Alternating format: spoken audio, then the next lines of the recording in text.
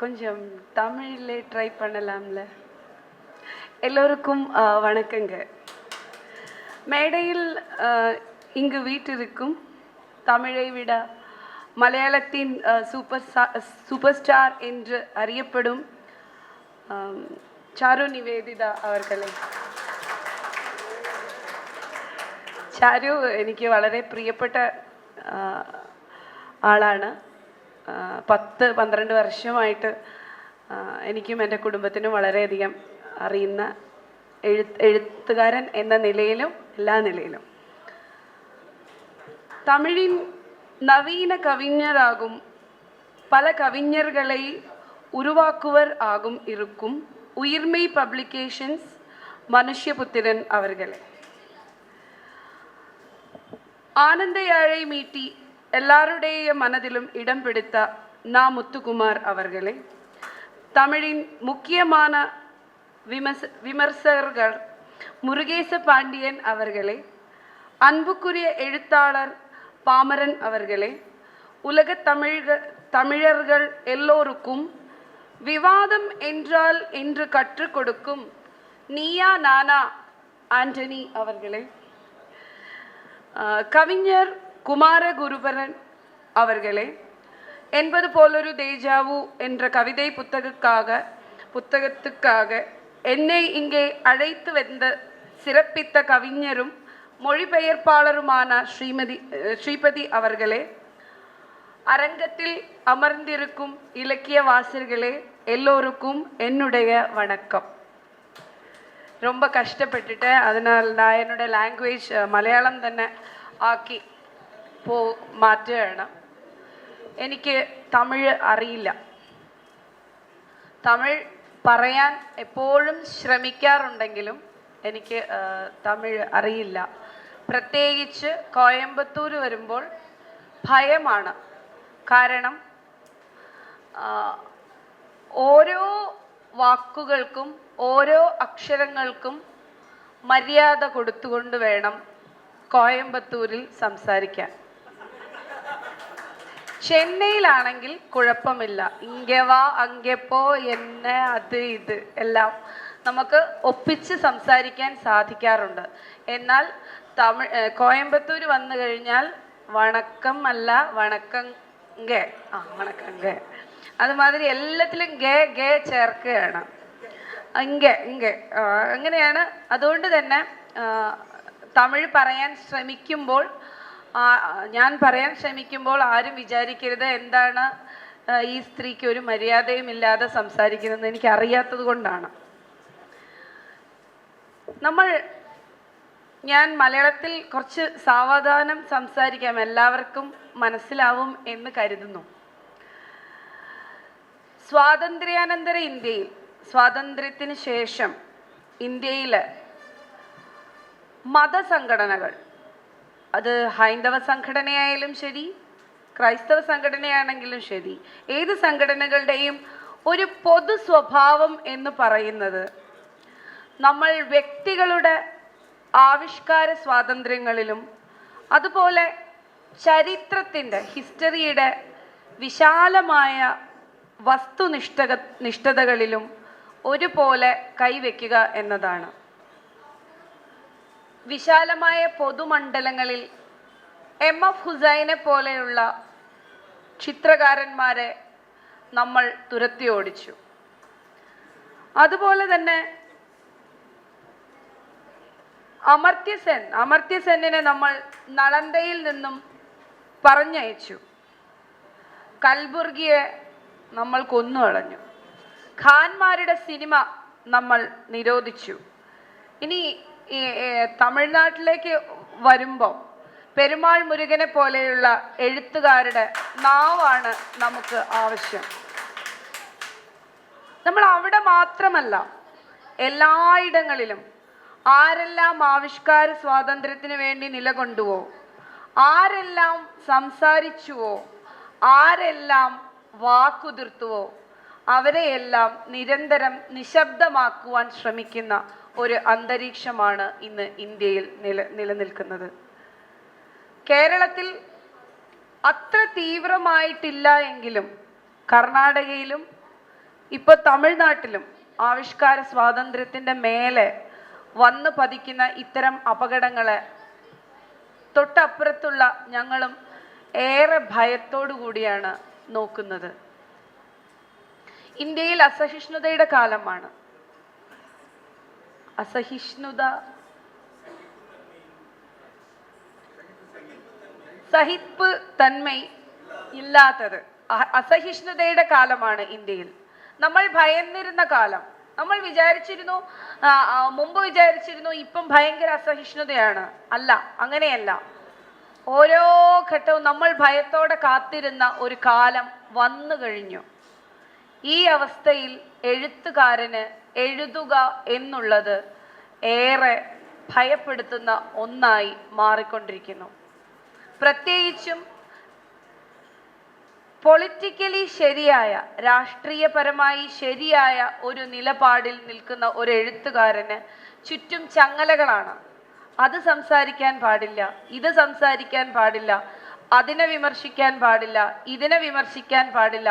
എഴുതുമ്പോൾ നമ്മൾ നമ്മളുടെ ചിന്തകൾക്കും നമ്മളുടെ ബുദ്ധിക്കും ഒക്കെ മീതെ, നമ്മളുടെ സ്വപ്നങ്ങൾക്കും എല്ലാത്തിനും മീതെ ചങ്ങലകൾ വലിച്ച് ഇട്ടുകൊണ്ട് നമ്മൾ സ്വയം നമ്മളെ ജയിലിൽ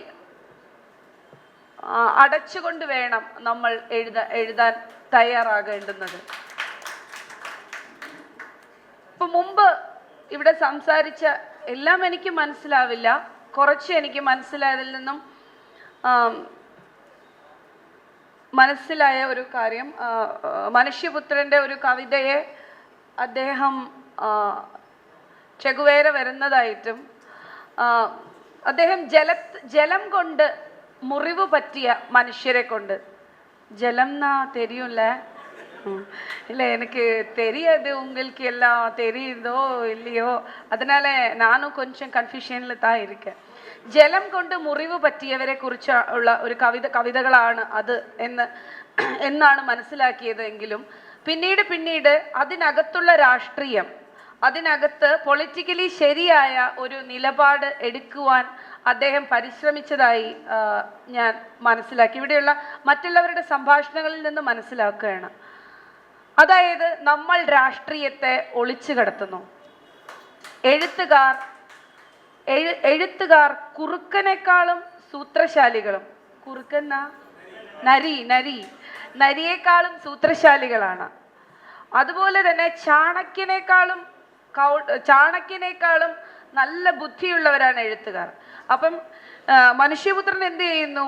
മനുഷ്യപുത്രൻ ചെയ്യുന്നു, ഇല്ല ഞാൻ ചെന്നൈയിലെ ഒരു ഇതിനെ കുറിച്ച് தான் കവിത, யாருக்கும் பிரச்சனை இல்லை, ചെന്നൈയിലെ വെള്ളപ്പൊക്കത്തെ തന്നെ അയ്യോ എന്ന്. ஆனால் അദ്ദേഹം കവിതയിലൂടെ രാഷ്ട്രീയത്തെ ഒളിച്ചു കടത്തുകയാണ്. ആർക്കും നമ്മൾക്ക് എഴുത്തുകാർക്കും വായിക്കുന്നവർക്കും ചിന്തിക്കുന്നവർക്കും മാത്രം മനസ്സിലാകുന്ന ഭാഷയിൽ, കവിതയിൽ, ആവിഷ്കാരത്തിൽ, തങ്ങളുടെ വർക്ക് ഓഫ് ആർട്ടിൽ നമ്മൾ രാഷ്ട്രീയത്തെ ഒളിച്ചു കടത്തുന്നു. ചാരുവിൻ്റെ കുറേ പുസ്തകങ്ങൾ ഞാൻ വായിച്ചിട്ടുണ്ട്. മലയാളത്തിലുള്ള ട്രാൻസ്ലേഷനാണ്, എനിക്ക് തമിഴിൽ അറിയില്ല, തമിഴ് വായിക്കാൻ അറിയില്ല, കേട്ടാൽ കുറച്ച് അറിയും. അതിൽ പല ഇടങ്ങളിലും ഇതുപോലെ ചാരു വളരെ സമർത്ഥനായി ഒരു സൂത്രശാലിയെ പോലെ രാഷ്ട്രീയത്തിൻ്റെ ശരിയായ നിലപാടിനെ ഒളിച്ചു കടത്തുന്നു. ഇനി എനിക്ക് സംസാരിക്കാനുള്ള പുസ്തകം എന്ന് പറയുന്നത് ശ്രീപതിയുടെ പുസ്തകമായിട്ടുള്ള 80 പോലൊരു ദേജാവു എന്ന് പറഞ്ഞ പുസ്തകമാണ്. അതിലും വലിയ ബുദ്ധിശാലിയാണ് നമ്മുടെ ശ്രീപതി ചെയ്യുന്നത് എന്താണെന്ന് വെച്ചാൽ, രാഷ്ട്രീയം ഒന്നുമില്ല, ഞാൻ എഴുതുന്നത് ബോഡി പൊളിറ്റിക്സിനെ കുറിച്ചാണ്, അല്ലെങ്കിൽ പ്രേമത്തിൻ്റെ പൊളിറ്റിക്സിനെ കുറിച്ചാണ് എന്നാണ് ശ്രീപതിയുടെ ഓരോ കവിതകളും നമ്മളോട് പറയുന്നത്. 80 പോലൊരു ദേജാവു എന്നതുപോലെ, അതുപോലെ ഒരു ദേജാവു നിങ്ങൾക്ക് എല്ലാവർക്കും അറിയാം, ഒരു ഫ്രഞ്ച് പദമാണ്. ദേജാവു എന്ന് പറയുന്നത് ഒരു ഫ്രഞ്ച് വാക്കാണ്. നമ്മൾ എവിടെയെങ്കിലും ചെല്ലുമ്പോൾ, ഒരു സ്ഥലത്ത് ചെല്ലുമ്പോൾ പെട്ടെന്ന് നമ്മളുടെ തലയിൽ ഒരു ഓർമ്മ മിന്നുന്നു. ഞാൻ ഇതുപോലെ എവിടെയോ മുമ്പ് വന്നിട്ടുണ്ടല്ലോ, ഞാൻ ഇതെവിടെയോ കണ്ടിട്ടുണ്ടല്ലോ, മുമ്പൊരിക്കലും നമ്മൾ ആ ദേശത്ത് പോയിട്ടില്ല, മുമ്പൊരിക്കലും നമ്മൾ ആ സംഭവം അറിഞ്ഞിട്ടില്ല. പക്ഷെ പെട്ടെന്ന് അതിൽ ഭാഗഭാക്കാവുമ്പോൾ നമ്മളുടെ ജനിതകമായ ഏതോ പഴയ ഓർമ്മകൾ, നമ്മൾ ജനിക്കുന്നതിന് മുമ്പുള്ള അല്ലെങ്കിൽ നമ്മുടെ പൂർവികരുടെ നമ്മളുടെ കോശങ്ങളിലൂടെയും സെല്ലുകളിലൂടെയും നമ്മളുടെ ശരീരത്തിലൂടെയും നമ്മുടെ പൂർവ്വ പിതാക്കന്മാർ, നമ്മുടെ മുതുമുത്തച്ഛന്മാർ നമുക്ക് നൽകിയിട്ടുള്ള ആ ഓർമ്മകളുടെ, ആ ജനിതക സഞ്ചയത്തിൽ നിന്നുള്ള ഓർമ്മകൾ, ഞാൻ ഇവിടെ എവിടെയോ ഉണ്ടായിരുന്നു, ഞാൻ ഇതല്ലേ കണ്ടത്, ഞാൻ മുമ്പെന്തോ ഇത് ഒരിക്കലും നമ്മൾ കണ്ടിട്ടില്ല, നമുക്കറിയാം, പക്ഷെ നമ്മൾ ഉണ്ടായിരുന്നു. ഈ ഓരോ കവിത വായിക്കുമ്പോഴും, ഈ കവിതയുടെ ട്രാൻസ്ലേഷനാണ് ഞാൻ വായിച്ചിട്ടുള്ളത്, ഓരോ കവിത വായിക്കുമ്പോഴും നമ്മൾ മനസ്സിലാക്കുന്നത് ഒരു ഒരു ഒരു സ്ത്രീ എന്ന നിലയിൽ അല്ലെങ്കിൽ ഒരു പുരുഷൻ എന്ന നിലയിൽ ഈ വാക്കുകളിൽ ഞാൻ എവിടെയൊക്കെയോ ഉണ്ടായിരുന്നുവല്ലോ. എന്നെയാണോ, എൻ്റെ ജീവിതത്തിൻ്റെ വ്യവഹാരം, എൻ്റെ ജീവിതത്തിൻ്റെ, എൻ്റെ ലൈഫിൻ്റെ ഡിസ്കോഴ്സിനെ കുറിച്ചാണോ ഈ കവിത വിവരിക്കുന്നത് എന്ന് നമ്മൾ അത്ഭുതത്തോടെ ഓർത്തു പോകുന്നു. കവിതയുടെ പേര് പോലെ തന്നെ കവിതയും നമ്മൾ എവിടെയോ വായിക്കുന്നു, എവിടെയോ നമ്മൾ നമ്മളെ വായിച്ചു കൊണ്ടിരിക്കുന്നു എന്ന് നമ്മളോട് പറയുന്ന കവിതകൾ. അതാണ് 80 പോലൊരു ദേജാവു എന്ന കവിതകളുടെ പ്രത്യേകതകൾ. ഞാനൊരു കവിത മലയാളത്തിൽ വായിക്കാം, അത് തമിഴ് എങ്ങനെയാണെന്ന് എനിക്കറിയില്ല വായിക്കാം. നീണ്ടു പൊയ്ക്കൊണ്ടേയിരിക്കുന്ന അലസമായ രാത്രി, കാവ്യാത്മകം വരണ്ടിരിക്കുന്ന ചുണ്ടുകൾ, മിനുക്കം നിർത്തി തുറിച്ചു നോക്കുന്ന ഒരു ഏകാന്ത നക്ഷത്രം, ഈ അന്തരീക്ഷം ഇപ്പോഴൊന്നും അവസാനിക്കില്ല എന്നതുപോലൊരു ദേജാവു. മാത്രക്ഷണത്തിൽ മിഥ്യകൾ മാഞ്ഞു പോകവേ ഇപ്പോൾ നിന്റെ ഗാഠമായ ആലിംഗനത്തിൽ തുടങ്ങുന്നു ഈ രാത്രി. എല്ലാ കവിതകളിലും നീയും ഞാനുമുണ്ട്, നമ്മുടെ സ്നേഹമുണ്ട്. നമ്മുടെ സ്നേഹം കൊണ്ട് ഈ ലോകത്തെ പുനർനിർമ്മിക്കാൻ പോകുന്നതിൻ്റെ എല്ലാ രഹസ്യങ്ങളുമുണ്ട്. ഓരോ വരികളിലും പ്രേമമുണ്ട്, ഓരോ വരികളിലും ശരീരത്തിൻ്റെതായ ഒരു ചൂട് നമുക്ക് അനുഭവപ്പെടുന്നുണ്ട്. ഓരോ വരികളിലും ഒരു കവിതയിൽ പറയണ, വരൂ ഞാൻ നിന്റെ തലച്ചോറ് പിളർക്കട്ടെ, തലയോട്ടിയുടെ ഇത് പിളർത്ത് നമുക്ക് അങ്ങനെ ചിന്തിക്കാം.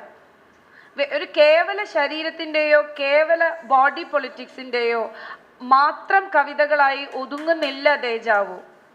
മറിച്ച് അതിനുമൊക്കെ അപ്പുറത്ത് ഫിലോസഫിക്കലായി, സൈദ്ധാന്തികമായി, സ്നേഹത്തെ ശരീരത്തിനും അപ്പുറത്തുള്ള യോഗാത്മകത എന്നുള്ളതിന് എങ്ങനെയാ പറയാം, മിസ്റ്റിസിസം, അല്ലെങ്കിൽ ഒരു പരമാത്മാവും ഒരു ജീവാത്മാവിനും ഇടയിൽ കാണുന്ന തരം വിശുദ്ധവും പരിശുദ്ധവുമായ പ്രേമത്തെയാണ് ഈ വരികളിലൂടെ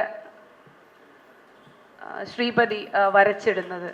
നിങ്ങളെല്ലാവരും ശ്രീപതിയുടെ പുസ്തകം, ഇവിടുത്തെ എല്ലാവരുടെയും പുസ്തകം വായിക്കണം, ശ്രീപതിയുടെ പുസ്തകം എന്തായാലും വായിക്കണം. കാരണം അത് നമ്മളുള്ള കവിതകളാണ്. പ്രത്യേകിച്ചും കുട്ടികൾ, ചെറുപ്പക്കാർ ഇവിടെ ഇരിക്കുന്നുണ്ട്, അവരെയൊക്കെ കൂടുതൽ ഹരം കൊള്ളിക്കുന്ന കവിതകളാണ്, പ്രേമത്തെക്കുറിച്ചുള്ള കവിതകളാണ്. അപ്പം ഇവിടെ കുട്ടിയായവരും, ഞാനിപ്പോൾ തന്നെ ചാരുവിനെ കളിയാക്കുകയായിരുന്നു, ചാരുവിൻ്റെ ആത്മകഥാപരമായ നോവലാണോ? അപ്പോൾ ചാരു തന്നെ ഞെട്ടിപ്പോയി. കാരണം ചാരുവും അതിൽ ധീരനായ നായകൻ ചാരു തന്നെയാണോ ഒരു സുന്ദരിയായ പെൺകുട്ടിയെ പ്രേമിക്കുന്നത് എന്ന് ചോദിച്ചപ്പോൾ ചാരു പറഞ്ഞു, അയ്യോ അല്ല അല്ല അല്ല ഞാനല്ല, നീ കുടുംബത്തിലെ ഛിദ്രം ഉണ്ടാക്കിയിടാതെ എന്ന്. ഞാൻ പറഞ്ഞ അണ്ണിയെ കണ്ടിട്ട് കുറേ നാളെ അണ്ണിയോട് ചോദിക്കണം ആരായി അഞ്ജലിന്ന്. അയ്യോ വേണ്ട അപ്പടിതാൻ ചാരു ചൊന്നെ. അപ്പം ചാരു പോലും, കാരണം ഇപ്പം ഈ സ്റ്റേജിൽ നരച്ച സുന്ദരനായിട്ട് വന്നിരിക്കുന്ന ചാരു ആണല്ലോ. അപ്പം ചാരു പോലും ഹൃദയത്തിൽ പ്രേമം സൂക്ഷിക്കുന്ന ആളാണ്. പിന്നെ മനുഷ്യപുത്രൻ എന്തോ പ്രേമത്തിൻ്റെ ആളാണ്, അതുകൊണ്ട് ഞാൻ എൻ്റെ കാമുകിമാരുടെ നമ്പർ കൊടുക്കില്ല എന്ന് അദ്ദേഹം പറഞ്ഞത് അതെനിക്ക് മനസ്സിലായി. ഞാൻ കൊടുക്കില്ല എന്നോ അങ്ങനെ എന്തോ, അത് കൊടുക്കാൻ പറ്റില്ല എന്ന് പറഞ്ഞു. അപ്പോൾ എനിക്ക് മനസ്സിലായി, മനുഷ്യപുത്രൻ്റെ ഹൃദയത്തിലും പ്രേമം തന്നെയാണ് വിഷയം. പിന്നെ 2 കാമുകിമാരുണ്ടെന്ന് പരസ്യമായിട്ട് സമ്മതിച്ച ആളാണ് അദ്ദേഹം. പിന്നെ നമ്മുടെ മുത്തുകുമാറിൻ്റെ ഏത് കവിത എടുത്താലും അതായത് നമുക്കൊക്കെ ഞങ്ങൾ എന്നും മുത്തുകുമാരനെ ചീത്ത പറയും. മുത്തുകുമാരാന്ന് അറിയില്ല. കാരണം എന്താണെന്നറിയോ, എനിക്കും എൻ്റെ കൂടെ വന്ന എൻ്റെ സഹോദരിക്കും എന്നും മൈഗ്രെയിൻ ആണ്. അപ്പൊ ഞാൻ പറയാം, ഒരു കവി എഴുതി വെച്ചിരിക്കുക, മഴയും മറ്റും അഴക് വെയിൽ കൂടെ ഒരു അഴകെന്ന്. അപ്പൊ വെയിൽ അടിക്കുമ്പോൾ ഞങ്ങൾക്ക് അറിയില്ല ഇദ്ദേഹമാണ് എഴുതിയെന്ന്. വെയിലിന് എന്ത് അഴകാണ്, അയാളെ കാണുമ്പോൾ ഒന്ന് ചോദിക്കണം, വെയിലിന് എന്താണ് അഴക്. ഓരോ തലവേദനയിൽ ഇഷ്യൂ. എന്നാലും അപ്പം മനസ്സിലായില്ലേ, ഈ നട്ടപ്പൊരി, ഈ ചെന്നൈയിലെ, ഈ തമിഴ്നാട്ടിലെ, ഈ കോയമ്പത്തൂരിലെ വെയിലിന് ഇത്ര അഴക് തോന്നണമെങ്കിൽ തലയുടെ അകത്ത് എത്ര പ്രേമം വേണം. അപ്പം ശ്രീ നാ മുത്തുകുമാരനും ഈ കവിതകൾ രസിക്കും, വായിക്കാൻ പറ്റും എന്നാണ് ഞാൻ കരുതുന്നത്. അദ്ദേഹത്തിൻ്റെ പാട്ടുകളിലൊക്കെ ഞങ്ങൾക്ക് വലിയ ഇഷ്ടമാണ്. അപ്പം എല്ലാവരോടും ഞാൻ ശ്രീപതിയുടെ കവിതകൾ, എല്ലാ കവിതകളും വായിക്കണം അങ്ങനെയല്ല, ശ്രീപതിയുടെ കവിതകൾ പ്രത്യേകമായി നമ്മളുടെ ഹൃദയത്തിൽ ഒളിച്ചു സൂക്ഷിക്കുന്ന പ്രേമം, നമ്മളുടെ ഹൃദയത്തിൽ, എന്താ പ്രേമത്തിന് തമിഴിൽ പറയാ, കാതൽ. അത് ഞാൻ മറന്നുപോയിട്ട്, എനിക്ക് കാതലിനറിയാം. അപ്പോൾ പ്രേമം നമ്മൾ ഒളിച്ചു സൂക്ഷിക്കുന്ന പ്രേമത്തെ നമ്മൾ രഹസ്യമായി ഒരു ദേജാവ് പോലെ, ഒരു സ്വപ്നം പോലെ, ഒരു കിനാവ് പോലെ ഏത് പ്രായത്തിലും ചിലപ്പോൾ എടുത്തു നോക്കുമ്പം നമ്മളുടെ പഴയ കാലത്ത് അല്ലെങ്കിൽ പണ്ട് നമ്മുടെ ഹൃദയത്തെ തൊട്ടുപോയിരുന്ന അവൾ അല്ലെങ്കിൽ അവൻ, അവരെ ഒരു ദേജാവ്, അവളെ ഞാൻ കണ്ടിരുന്നുവോ, അവനെ ഞാൻ കണ്ടിരുന്നുവോ, അവൻ്റെ വിരലിൻ്റെ അറ്റത്തുണ്ടായിരുന്ന സ്പർശം ഞാൻ അറിഞ്ഞിരുന്നുവോ എന്ന് നമ്മൾ ആത്മാവ് കൊണ്ട് ചോദിച്ചു പോകുന്ന വരികൾ ഇതിലുണ്ട്. നിങ്ങൾ വായിക്കണം. നിങ്ങളുടെ എല്ലാ പ്രേമങ്ങൾക്ക് എല്ലാവിധ ആശംസകളും. എല്ലോർക്കും നന്ദി, വണക്കം.